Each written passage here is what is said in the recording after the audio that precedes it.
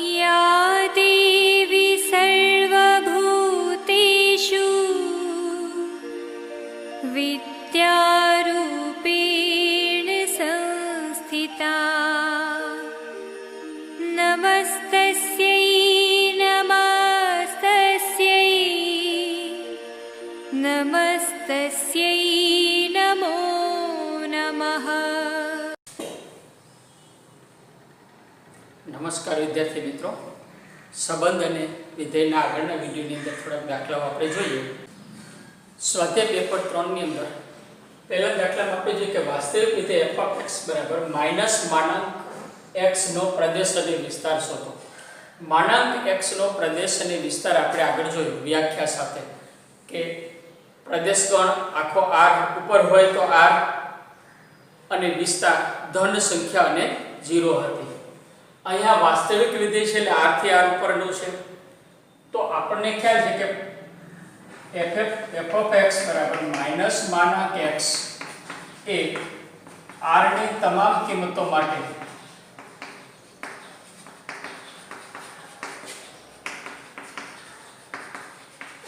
વ્યાખ્યાયિત છે। એટલે કોઈ કિંમત એવી નથી મળતી કે જેની પાસે મારે f(x) નું મૂલ્ય ન મળે, બરાબર। ધારો કે આ પ્રકાર હોત આપણે કીધું હતું કે 1/x તો 0 પાસે મૂલ્ય ન મળે તો એ પ્રદેશ ગણમાંથી 0 બાદ થઈ જશે, પણ અહીંયા r ની તમામ કિંમતો માટે માનાંક વિધેય વ્યાખ્યાયિત છે તો માઈનસ માનાંક પણ વ્યાખ્યાયિત થાય, માટે f(x) બરાબર માઈનસ માનાંક x નો પ્રદેશ બરાબર થશે r। હવે વિસ્તાર શોધવાનો છે। વિસ્તાર એટલે શું જવાબ આવશે તો આપણે જાણીએ છીએ કે માનાંક x એ હંમેશા ગ્રેટર ધેન ઇક્વલ ટુ 0 હોય, ધન કિંમત જ હોય। માઈનસ વડે ગુણવાનું છે તો માઈનસ માનાંક x less than equal to 0 થઈ જાય।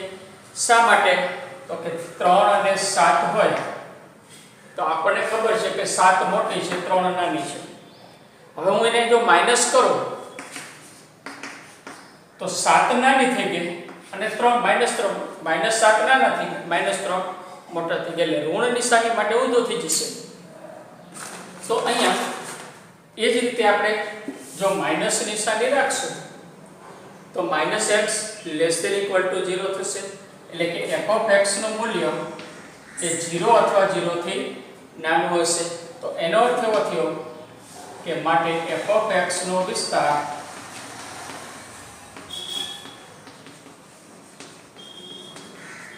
શું થશે કે 0 અથવા 0 થી બધી જ નાની કિંમતો બરાબર -∞ થી 0 સુધીની કિંમત આવશે, ઋણ અનંત સુધી હશે અને વધુ છેલ્લી કિંમત આવશે 0। વાસ્તવિક વિધેય f(x) બરાબર વર્ગમૂળમાં 9 - x નો પ્રદેશ અને વિસ્તાર બીજો દાખલો છે। હવે આપણને ખબર છે કે કોઈ પણ સંખ્યાનું વર્ગમૂળ, માનો હું x લઉં તો x નું વર્ગમૂળ મને ત્યારે જ મળે કે જો x ધન અથવા 0 હોય, કે x greater than equal to 0 હોય તો જ આપણે એનું વર્ગમૂળ લઈએ છીએ। તો એનો અર્થ એવો થયો કે ઋણ સંખ્યા માટે વર્ગમૂળ આપણને મળશે જ નહીં। તો અહીંયા પણ આપણી પાસે પ્રદેશ મેળવવા માટે શું કરવું પડશે તો કે f(x) બરાબર વર્ગમૂળ 9 - x² એ 9 - x² greater than equal to 0 માટે જ વ્યાખ્યાયિત છે। હવે આ કિંમત જો ઋણ આવે તો વ્યાખ્યાયિત નથી, આ કિંમત ધન હોય તો જ વ્યાખ્યાયિત છે, ધન હોય તો જ વ્યાખ્યાયિત છે। એનો અર્થ કે આમાં x ની જે કિંમત મૂકીએ અને જવાબ ધન આવે અથવા 0 આવે એ એના પ્રદેશની કિંમત મળશે। એનો અર્થ એવો થયો કે માટે આની ઉપરથી જોઈએ કે 9 greater than equal two x², એટલે x નો વર્ગ કરવાથી 9 અથવા 9 થી નાની કિંમત મળવી જોઈએ। તો બરાબર ક્યારે મળશે તો કે x બરાબર 3 હોય અને -3 હોય તો બંનેના વર્ગ 9 મળશે। x ની કિંમત હું 4 લઉં તો 4 નો વર્ગ 16, 9 થી મોટો થઈ ગયો તો 4 નો આવે। એનો અર્થ કે -3 અને 3 ની વચ્ચેની બધી કિંમત 0 નો વર્ગ કરીએ એ 0 9 થી નાનું થશે. 1 નો વર્ગ 1 9 થી નાના છે. 2 નો વર્ગ 1 2 નો વર્ગ 4 9 થી નાના છે. -2 નો વર્ગ 4 9 થી નાના છે. તો આનો અર્થ એવો થયો કે x ની કિંમત -3 થી 3 સુધીની હશે. માટે -3 ≤ x ≤ 3 થશે. એનાથી બીજી કિંમત આપણને મળશે. આ વ્યાખ્યા ઉપરથી બીજી બાબત એ પણ જો તમે જોઈ શકો કે આપણે એક માનાંકની વ્યાખ્યા લીધી હતી fx = x બરાબર. તો જો હું x નો વર્ગમૂળ કાઢું તો એ વર્ગમૂળ x સ્વરૂપમાં લખી શકાય છે. એટલે વર્ગમૂળમાં x² = x થાય. અહીંયા બંને બાજુ વર્ગમૂળ લ્યો તો એ 3 થશે. 3 ધન હોઈ શકે અથવા તો ઋણ હોઈ શકે. એટલે x નો વર્ગ 3 કરતા 9 કરતા નાનો છે. એનો અર્થ કે x નું મૂલ્ય 3 કરતા નાનું અથવા -3 કરતા મોટું થશે. માટે પ્રદેશ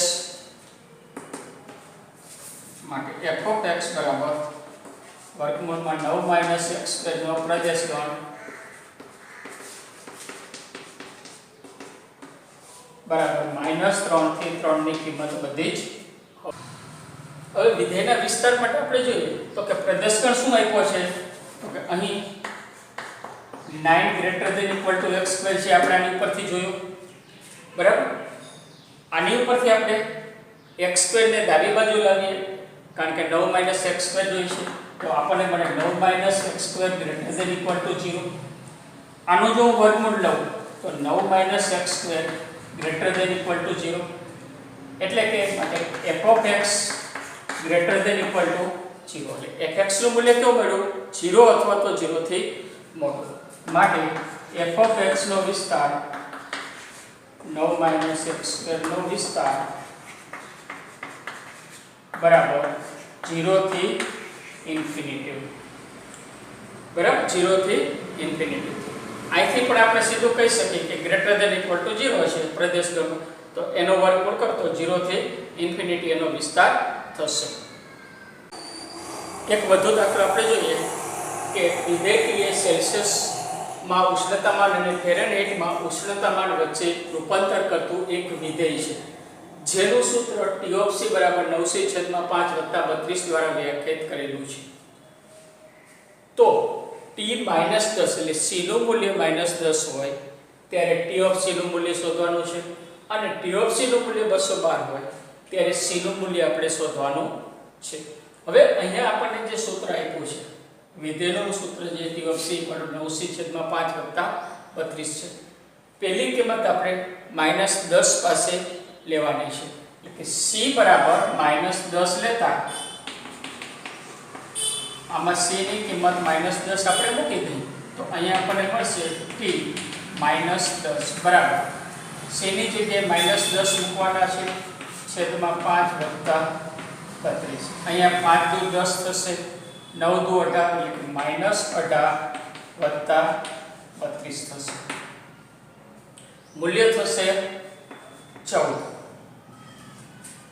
બરાબર. તો આ મળ્યું આપણને t -10 નું મૂલ્ય. હવે બીજો પ્રશ્ન પૂછ્યો છે કે T(c) નું મૂલ્ય T(c) નું મૂલ્ય 212 હોય તો c નું મૂલ્ય શોધો. તો હવે T(c) = 212 છે. T(c) નું સૂત્ર શું છે એ આપણે મૂકી દઈએ એટલે કે 9c/5 + 32 = 212. 32 ને હું જમણી બાજુ લઈ જાઉં તો 9c/5 = 212 - 32 થશે. એટલે કે આનો બાદબાકી થશે 180. 9c/5 = 180 મળ્યા. હવે 5 ને સામે લઈ જઈએ તો આપણને મળે 9c = 18×90 એટલે કે 900. આની ઉપરથી c = 900/9 એટલે કે c = 100. આમ T(c) = 212 ત્યારે c = 100 મળે. t બરાબર 100 આમાં મૂકી દઈએ તો પણ આપણને જવાબ 212 મળશે. એટલે કે સેલ્સિયસ 100 હોય ત્યારે ફેરનહીટનું તાપમાન 212 દર્શાવે છે, જે આપણે થર્મોમીટરની અંદર વાપરતા હોઈએ છીએ.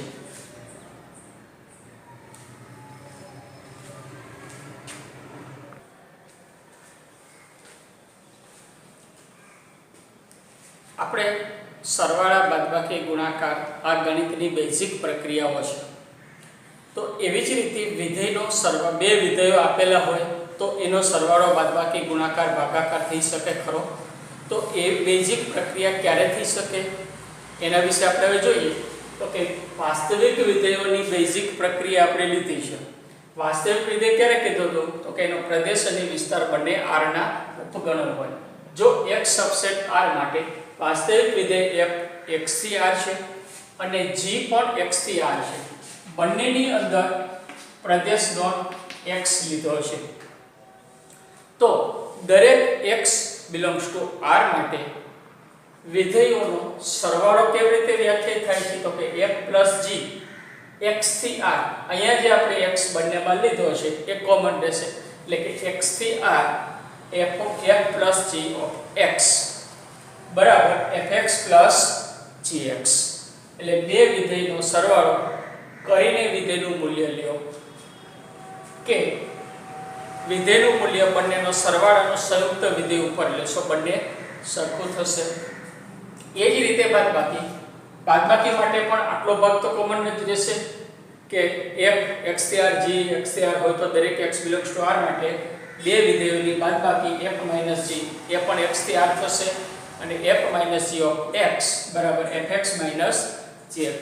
એટલે x ઉપર પહેલા f વિધેય લગાવો, g વિધેય લગાવી બંનેની બાદબાકી કરો, અથવા બે વિધેયની બાદબાકી કરીને x ઉપર વિધેય મૂલ્ય આપણે x ઉપર વિધેય લગાવો, એ બે સરખો થાય છે. ગુણાકાર માટે પણ એ જ રીતે છે, પણ ભાગાકારમાં થોડો ફેર પડે છે. ભાગાકારમાં f upon g આપ્યું છે તો g શૂન્ય ન હોવું જોઈએ, એટલે f upon g ક્યાંથી વ્યાખ્યાયિત થશે? તો કે x માઈનસ એવા x બિંદુઓ કે જેની g આગળ કિંમત 0 છે એટલું x માંથી બાદ કરી નાખ્યું છે. થી r હોય તો વ્યાખ્યા બધાની જેમ થાય છે, પણ પ્રદેશ ગણમાં થોડાક બિંદુઓ નીકળે, એટલે કે g ના શૂન્યો જ્યાં છે તેવા બિંદુઓ નીકળી જાય છે. એટલે g 0 હોય એવા બિંદુઓ નીકળી જશે. હવે અહીંયા તો આપણે જોયું કે f x થી r છે, g x થી r છે. જરૂરી નથી કે બંને વિધેયો એક ઉપરથી એક બંને વિધેયના પ્રદેશ સરખા હોય. ધારો હું અહીંયા f a થી r લીધો છે અને g b થી r લીધો છે, તો હવે આવા વિધેયનો મારે સરવાળો બાદબાકી કરવો હોય તો ક્યાંથી મળે?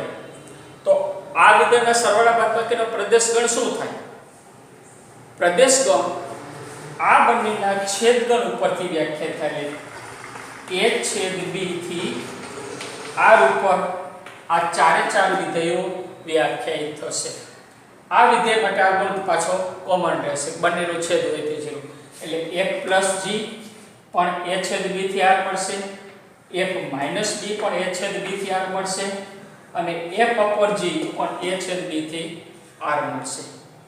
પણ f upon g a છેદ b માઈનસ અહીંયા જે ગણ છે a થી r મળશે, એટલે x જ્યાં gx 0.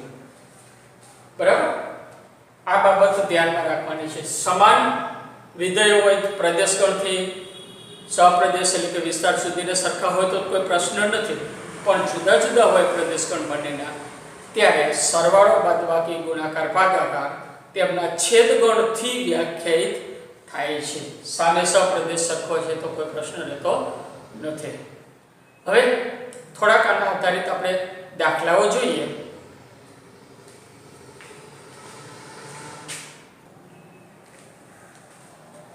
અહીંયા f અને g r થી r ના વિધેય છે. f of x બરાબર x + 1 આપ્યું છે અને g of x બરાબર 2x + 1 2x - 3 આપ્યું છે. તો f of x બરાબર x + 1, g of x બરાબર 2x - 3 3 આપ્યું છે. હવે પહેલું આપણે f + g લઈએ. f અને g r થી r ના છે એટલે પ્રદેશ અને વિસ્તારવાળક સહપ્રદેશ બંને સરખા છે. તો આ 3 એ 3 ની અંદર આ જ વિધેય અને r થી r ના જ વિધેય બધાય મળશે. માટે અહીંયા f + g વિધેય મળે આપણને r થી r પર વ્યાખ્યાયિત છે. હવે મેળવવાનું છે બંનેનો સરવાળાનું વિધેયનું સૂત્ર. તો એ સૂત્ર માટે f + g of x બરાબર f of x plus g of x. x ક્યાં લેવાનું છે તો કે belongs to r. દરેક x belongs to r માટે બંનેના સૂત્રો મૂકી દઈએ. પહેલાનું છે x + 1, બીજું છે 2x -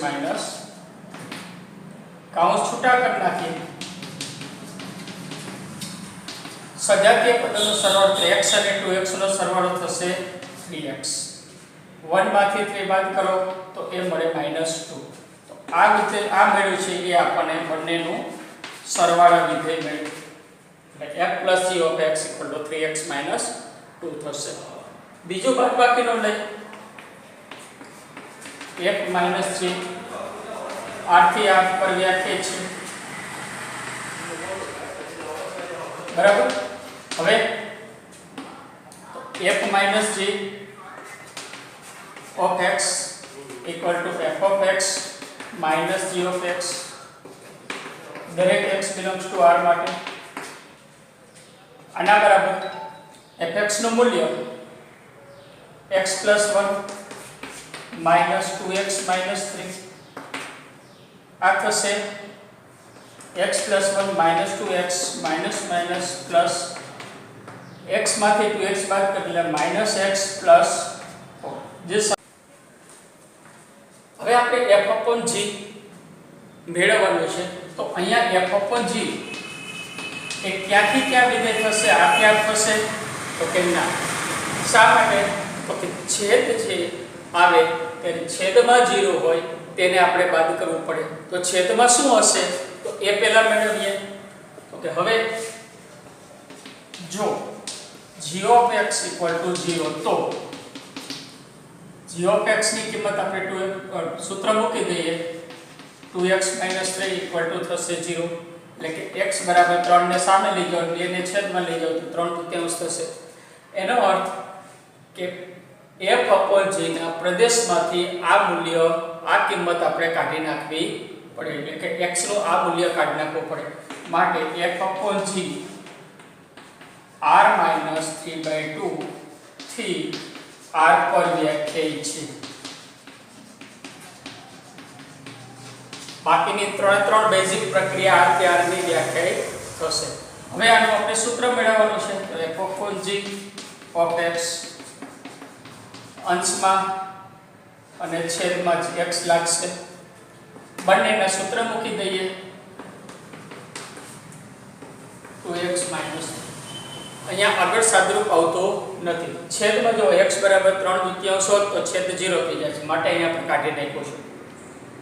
આ પ્રકારનું જે વિધેય છે એ સમય વિધેય કહે છે. કારણ કે અંશમાં બહુપદીય છેદમાં પણ બહુપદીય બંનેનો ભાગાકાર કરો એ થશે સમય વિધેય.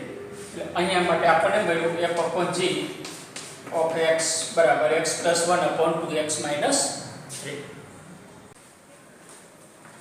હવે આપણે f/g મેળવવાનું છે. તો અહીંયા f/g એ ક્યાંથી ક્યાં વિધેય થશે? આ ક્યાં થશે તો કે ના. શા માટે તો કે છેદ છે આવે ત્યારે છેદમાં 0 હોય તેને આપણે બાદ કરવું પડે. તો છેદમાં શું હશે તો એ પહેલા મેળવીએ. તો કે હવે જો g of x = 0 તો g of x ની કિંમત આપણે 2 સૂત્ર મૂકી દઈએ. 2x - 3 = થશે 0. એટલે કે x બરાબર 3 ને સામે લઈ જાઓ 2 ને છેદમાં લઈ જાઓ તો 3/4 થશે. એનો અર્થ કે f/g ના પ્રદેશમાંથી આ મૂલ્ય આ કિંમત આપણે કાઢી નાખવી પડે. એટલે કે x નું આ મૂલ્ય કાઢી નાખવું પડે. માટે f/g r - 3/2 થી r પર વ્યાખ્યાયિત છે. બાકીની ત્રણ બેઝિક પ્રક્રિયા r થી r ની વ્યાખ્યાયિત થશે. હવે આનું આપણે સૂત્ર મેળવવાનું છે તો f of g of x અંશમાં અને છેદમાં x લાગશે.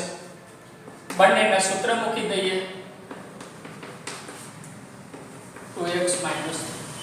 અહીંયા આગળ સાદરૂપ આવતો નથી. છેદમાં જો x બરાબર 3/2 હોત તો છેદ 0 થઈ જાય છે, માટે અહીંયા આપણે કાઢી નાખ્યું છે.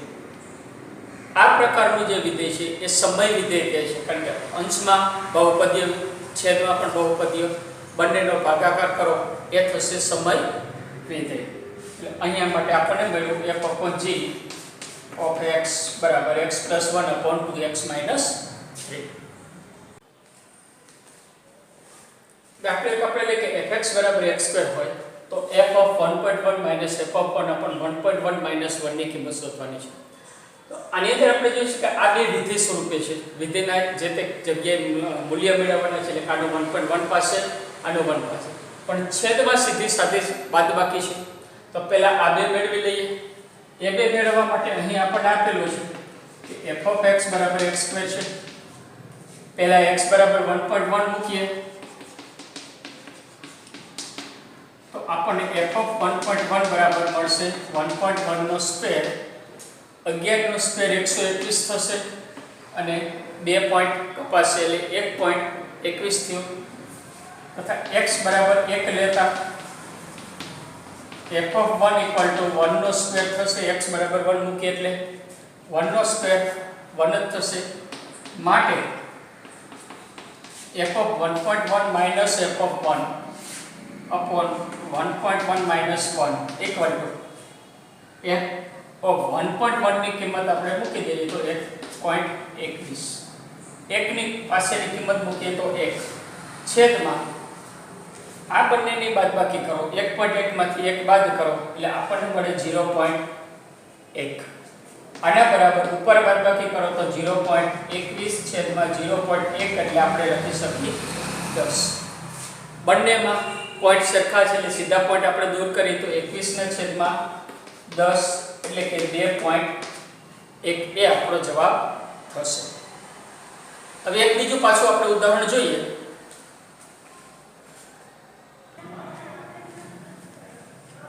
અહીંયા દાખલા નંબર 3 છે કે વિધેય fx = x² + 2x + 1 upon x² - 8x + 12 નો પ્રદેશ શોધવાનો છે.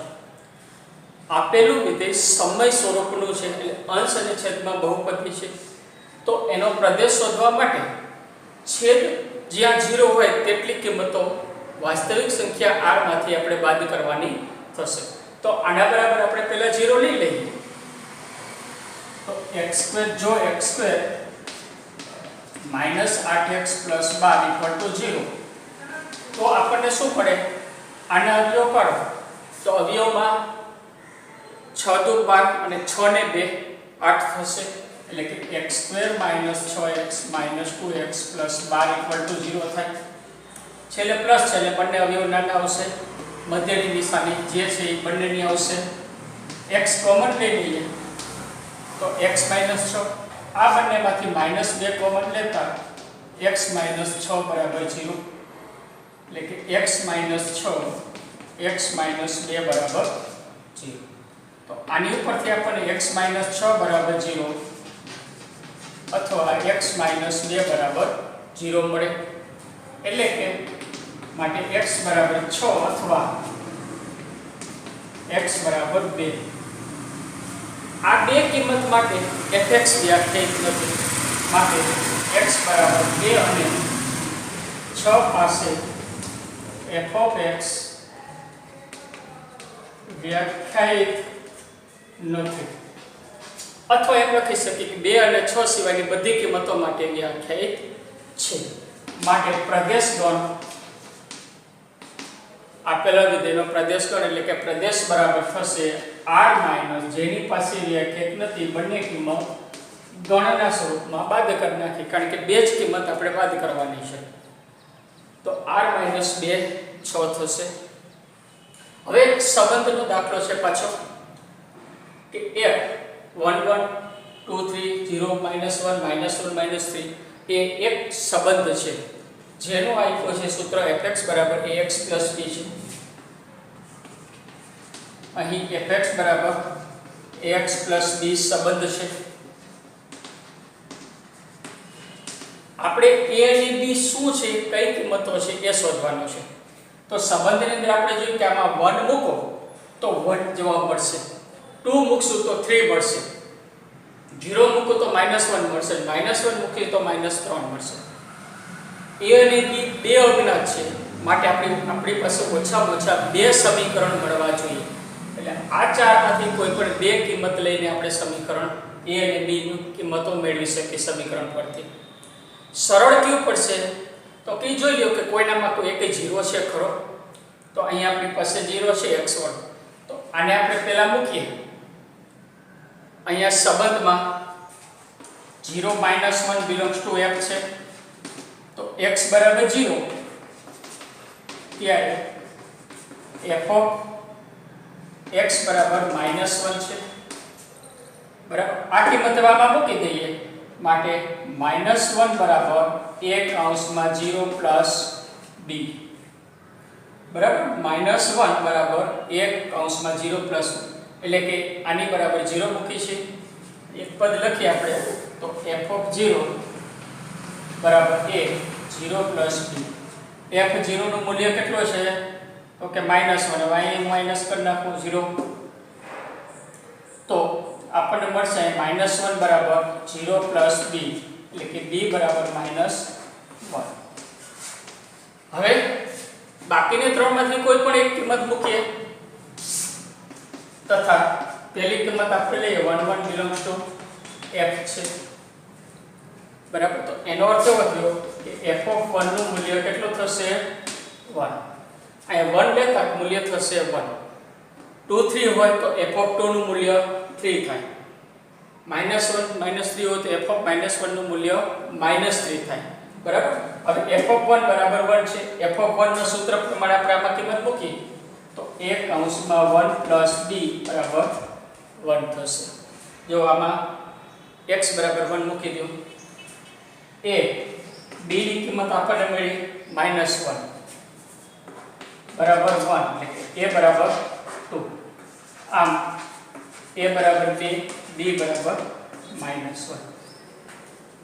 આ બે કિંમત લઈને કરશું તો પણ આ જે જવાબ આવશે. ધારો કે આ લઈને હું જોઈ લઉં, આપણે ટૂંકમાં અહીંયા જોઈએ તો f of 2 બરાબર 3 થાય. આ કિંમત લઉં તો f of 2 એટલે a કૌંસમાં 2 plus 1 equal to -1 equal to 3, b ની કિંમત -1 છે એટલે a કૌંસમાં 2 -1 બરાબર 3. 2 ને આ બાજુ લઈ જાઓ એટલે a2 બરાબર 4, એટલે a બરાબર મળશે 2. મળી. આની ઉપરથી લેશું તો પણ એ જ જવાબ આવશે. 0 ન હોય તો આ બે કિંમત આપણે લઈએ તો બે સમીકરણ મળે. એ બંને સમીકરણને આગળ તમે લોપની રીતની શીખાજો, એના આધારે ઉકેલ મેળવવાના આવશે. આમ આપણે આ પ્રકરણની અંદર સંબંધ, વિધેય અને એના ઉપરના દાખલાઓ આપણે જોયા છે.